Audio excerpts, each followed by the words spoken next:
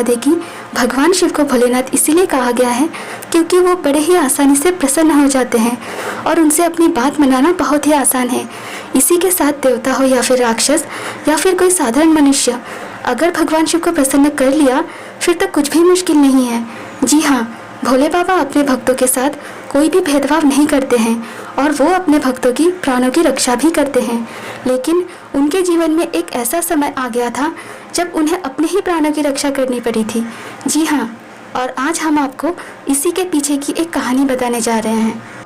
कहानी कुछ इस तरह है कि पौराणिक कथाओं के अनुसार एक बड़ा ही भयंकर राक्षस था भस्मासुर। वो दुनिया का सबसे ताकतवर राक्षस बनना चाहता था और उसकी इच्छा थी कि वो देवताओं के साथ साथ मनुष्यों पर भी शासन कर सके। अपनी इच्छा की पूर्ति के लिए उसने शिवजी की कठोर तपस्या की। उसकी तपस्या में थोड़ा वक्त तो लगा, लेकिन उसकी लगन देखकर भगवान शिव प्रसन्न हो गए और उसके सामने प्रकट हो गए। अपने सामने महादेव को देखकर भस्मासुर नतमस्तक हो गया। उसने महादेव को प्रणाम किया और तब महादेव ने पूछा कि किस कारण से तुमने मुझे याद किया है और तुम्हें क्या चाहिए। भस्मासुर ने सबसे पहले महादेव से अमृतत्व का वरदान मांगा। भगवान शिव ने अमृतत्व का वरदान देने से मना कर दिया।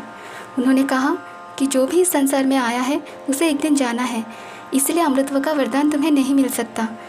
तब भस्मासुर ने अपनी मांग बदलकर एक और वरदान मांगा कि वो जिस पर भी हाथ रखे वो जलकर भस्म हो जाए। भगवान शिव ने उसे वरदान दे दिया।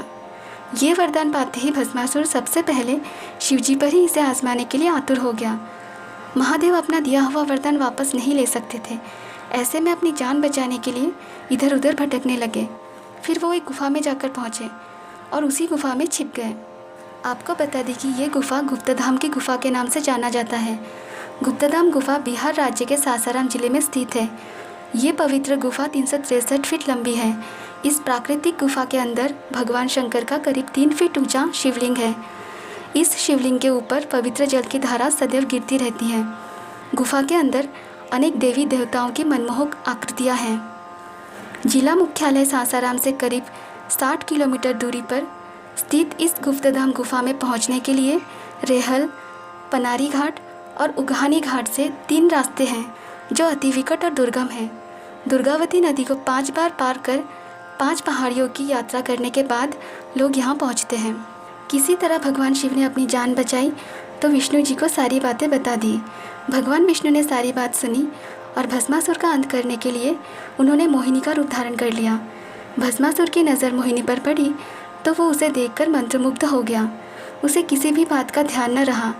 उसका पूरा ध्यान मोहिनी पर आ टिका था। खूबसूरत स्त्री से भस्मासुर ने पूछा कि तुम्हारा नाम क्या है। इस पर स्त्री ने बताया कि वो मोहिनी है। मोहिनी को देखकर भस्मासुर उसकी खूबसूरती में खो गया और उसे पाने के लिए ललायत हो उठा। उसने तुरंत ही मोहिनी के सामने विवाह का प्रस्ताव रख दिया। इस पर मोहिनी ने कहा कि वो एक नर्तकी है, इसीलिए वो उसी से विवाह करेगी जिसे नृत्य करना आता हो। भस्मासुर ने उससे कहा उसे नृत्य करना तो नहीं आता, अगर वो उसे सिखा दे तो वो सीख लेगा।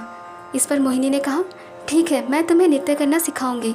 ऐसा कह के वो उसे नृत्य करना सिखाने लगी। प्रेम आकर्षण में डूबा हुआ भस्मासुर ये भूल गया कि उसे क्या वरदान मिला है। नृत्य करते करते मोहिनी ने जैसे ही अपने सर पर हाथ रखा, भस्मासुर ने भी अपने सर पर हाथ रख लिया और उसके मिले हुए वरदान के अनुसार वो खुद ही जलकर भस्म हो गया। इस कहर से इस तरह भस्मासुर का अंत हो गया।